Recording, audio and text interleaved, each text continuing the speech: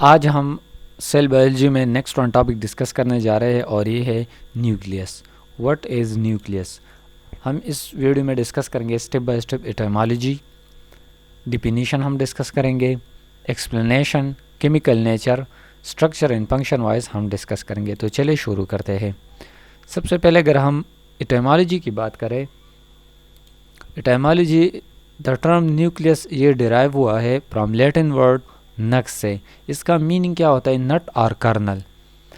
नक्स का मीनिंग होता है नट और कर्नल। अब कर्नल बीज को कहते हैं, बीज फ्रूट्स और ये सब में कहाँ पर होता है? सेंटर में होता है। तो ये कर्नल इस वर्ड से इसका मीनिंग होता है नक्स का। ये हो गया एटाइमोलॉजी इन मीनिंग। अगर हम डिफिनीशन की बात करें, न्यूक्लियस मेम्ब्रेन बॉर्डर्ड ऑर्गेनेली होता है, ये यूकैरियोटिक सेल में मौजूद होता है। इसके अंदर क्या होता है? न्यूक्लियस के अंदर, इसके अंदर जेनेटिक मटेरियल होता है in the form of DNA. ये हो गया simple definition of nucleus. Membrane bounded organelle होता है और यूकैरियोटिक सेल में मौजूद होता है, इसमें जेनेटिक मटेरियल होता है। अगर हम एक्सप्लेनेशन की बात करें, न्यूक्लियस ये कंट्रोल सेंटर होता है ऑफ द सेल। क्यों? क्योंकि ये रिस्पॉन्सिबल होता है, ये रेगुलेट करता है, कंट्रोल करता है जितने भी जीन एक्सप्रेशन होता है और सिंथेसिस ऑफ प्रोटीन होता है। ये सब क्या होता है? सेलुलर रेस्पिरेशन के लिए, सेलुलर फंक्शन के लिए इम्पॉर्टेंट होता है। ये सब ये न्यूक्लियस कंट्रोल करता है। जितने भी जीन एक्सप्रेशन होता है, जीन किस तरह एक्सप्रेस होता है, प्रोटीन सिंथेसिस किस तरह होता है, ये सब ये कंट्रोल करता है न्यूक्लियस। ये आपने याद रखना है क्योंकि ये कंट्रोल सेंटर होता है। यहाँ से जितने भी सेलुलर एक्टिविटीज़ होते हैं यहाँ से कंट्रोल होते हैं। अगर हम केमिकल नेचर की बात करें कि न्यूक्लियस किन चीज़ों से मिलकर बना होता है, न्यूक्लियस ये डबल मेम्ब्रेन है। ये आपने ज़रूर याद रखना है, डबल मेम्ब्रेन है। इसके आगे इसे न्यूक्लियर एनवलप कहते हैं, or envelope, which is made up of phospholipid and protein से ये मिलकर बना होता है ये मेम्ब्रेन। फॉस्फोलिपिड क्या होता है? फैट्स की एक टाइप होता है एंड प्रोटीन से मिलकर बना होता है।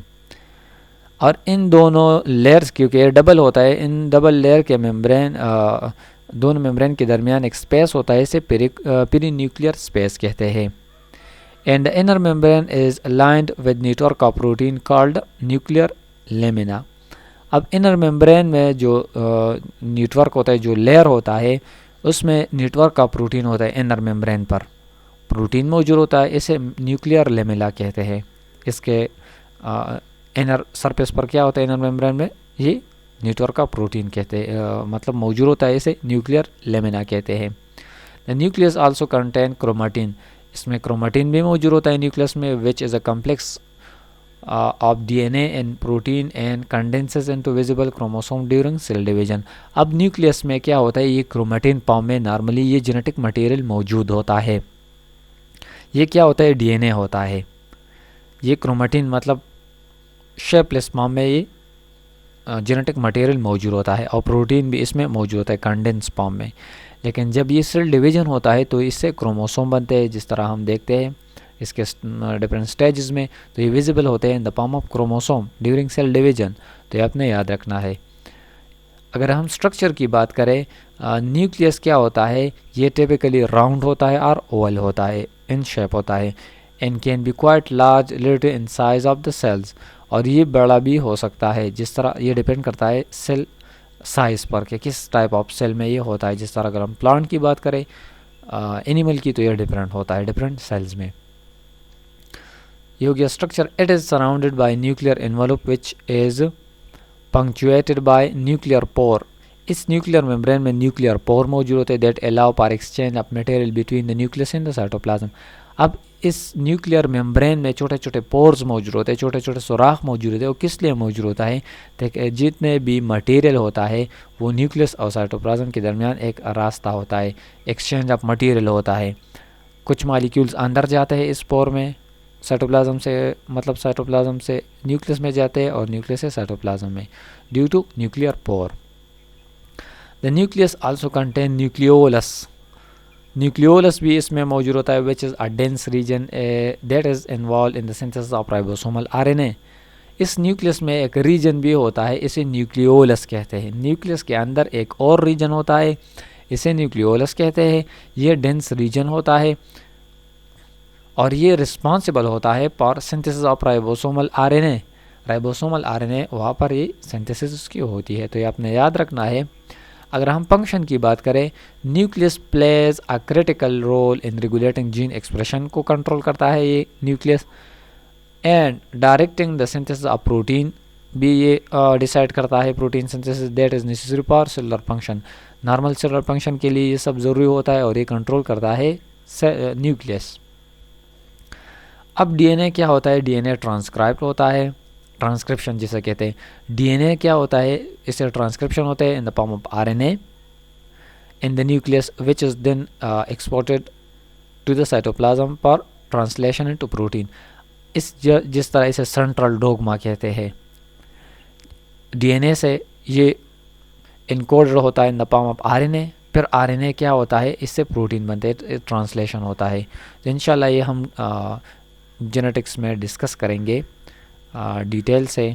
जो सेंट्रल डोगमा होता है मॉलिक्यूलर बायोलॉजी में हम डिस्कस करेंगे कि ट्रांसक्रिप्शन क्या होता है, ट्रांसलेशन क्या होता है, ये सब हम स्ट्रक्चर वाइज डिस्कस करेंगे। ठीक है, तो ये कुछ इस तरह का होता है। The nucleus also control cell division, भी ये कंट्रोल करता है nucleus, regulating the replication and distribution of chromosome during mitosis and meiosis. जितने भी सेल डिवीजन के दौरान रिप्लिकेशन होता है, क्रोमोसोम डिस्ट्रीब्यूशन होता है, ये सब भी कंट्रोल करता है न्यूक्लियस। ओवरऑल की अगर हम बात करें, द न्यूक्लियस हमारे पास कम्प्लेक्स हाईली ऑर्गेनाइज्ड ऑर्गेनेली होता है, that is essential for proper functioning in survival of eukaryotic cell. ये क्यों कम्प्लेक्स होता है? क्योंकि जितने भी जेनेटिक मटेरियल होता है हमारे इस सेल में मौजूद होते हैं, तो इसलिए कम्प्लेक्स होता है एंड स्पेशलाइज्ड ऑर्गन होता है, मतलब ऑर्गेनेली होता है। It plays a critical role in the regulation of gene expression and synthesis of protein में, दोनों में मेनली इसका फंक्शन होता है। And the structure and function reflect the remarkable complexity of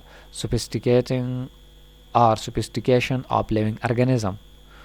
तो इसी वजह से जितने भी ऑर्गेनिज्म है ये इस मतलब ये कंट्रोल होता है, जितने भी एक्टिविटीज़ होता है, तो इस तरह सेपरेटली एक एक सेल ये कंट्रोल करता है। जिस तरह जीन एक्सप्रेशन हो गया, प्रोटीन सिंथेसिस हो गया, स्ट्रक्चर एंड फंक्शन वाइज ये डिसाइड करता है ऑफ लिविंग ऑर्गेनिज्म, ये न्यूक्लियस। तो ये थी कुछ बेसिक टर्मिनोलॉजीज अबाउट न्यूक्लियस। उम्मीद करता हूँ कि एपिसोड को लाइक करेंगे, दोस्तों के साथ शेयर करेंगे और हमारे यूट्यूब चैनल को ज़रूर सब्सक्राइब करेंगे। Thank you so much for watching, bye.